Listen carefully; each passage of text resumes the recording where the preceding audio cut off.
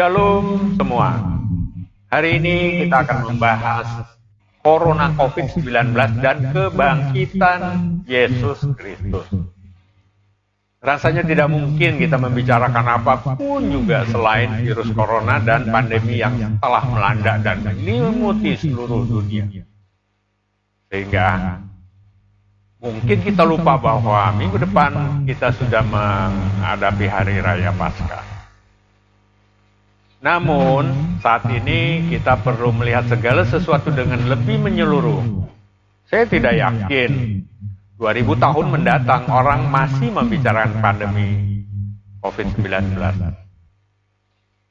Seperti 2000 tahun yang lalu, Yesus disalibkan, mati, dan dikuburkan, kemudian bangkit.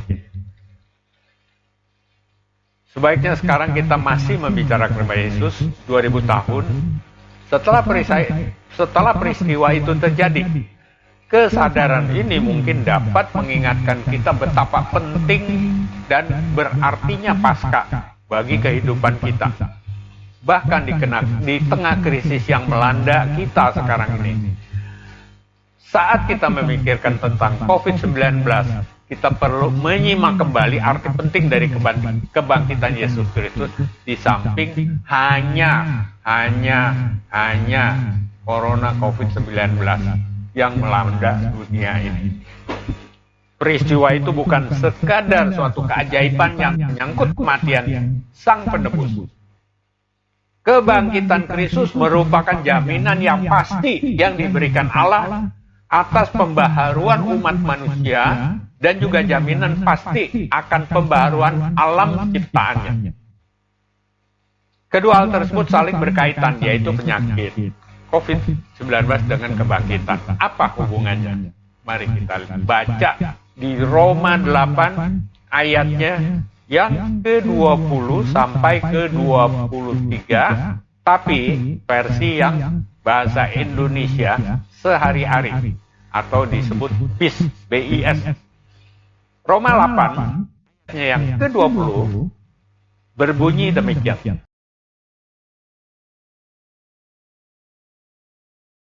Sebab alam sudah dibiarkan untuk menjadi rapuh, bukan karena kemauannya sendiri, tetapi karena Allah membiarkannya demikian. Ayatnya yang ke-21,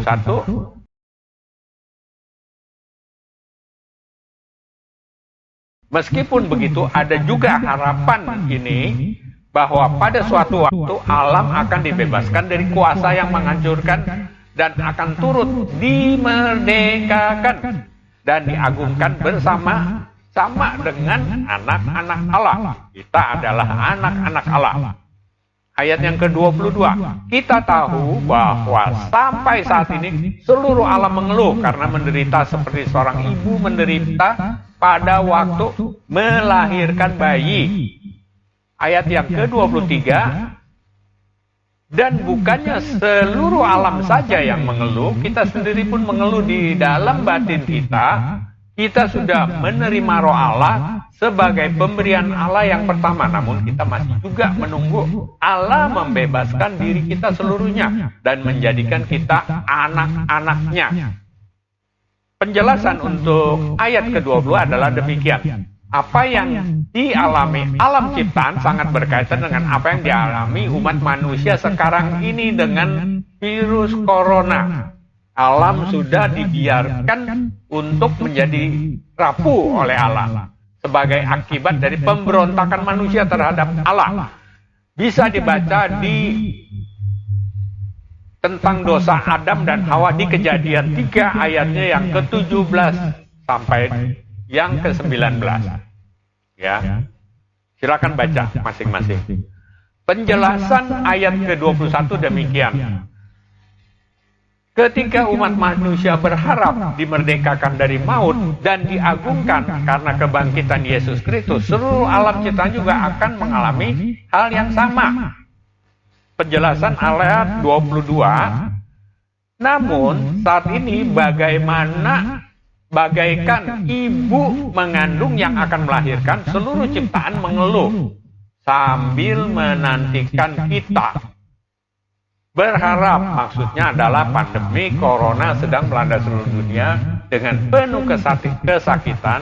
Kita semua berharap bahwa kesembuhan itu akan terjadi karena kuasa Tuhan Yesus kepada seluruh penderita corona. Lalu penjelasan ayat yang ke-23, kita pun mengeluh di dalam batin kita ketika menderita menantikan Allah membebaskan diri kita seluruhnya. Ya. Pembebasan diri kita yaitu kebangkitan Yesus dari kematian sudah dijamin karena kita terhubung dengan Kristus sebagai anak-anak Allah yang telah dibangkitkan sebagai buah sulung atau yang pertama dari apa yang akan datang.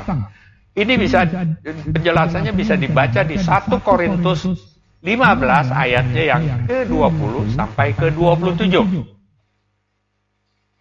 Kita kembali ke virus corona 19, COVID-19 ada karena dunia ini dibiarkan menjadi rapuh oleh Allah. Namun seperti kita menantikan kebangkitan kita kepada suatu hidup yang bebas dari penderitaan, kesakitan dan kematian, alam ciptaan Allah pun akan diperbaharui, bebas dari penderitaan, kesakitan, kematian dari virus corona. Kita mempunyai pengharapan yang besar tersebut karena Yesus Kristus telah bangkit dari antara orang mati.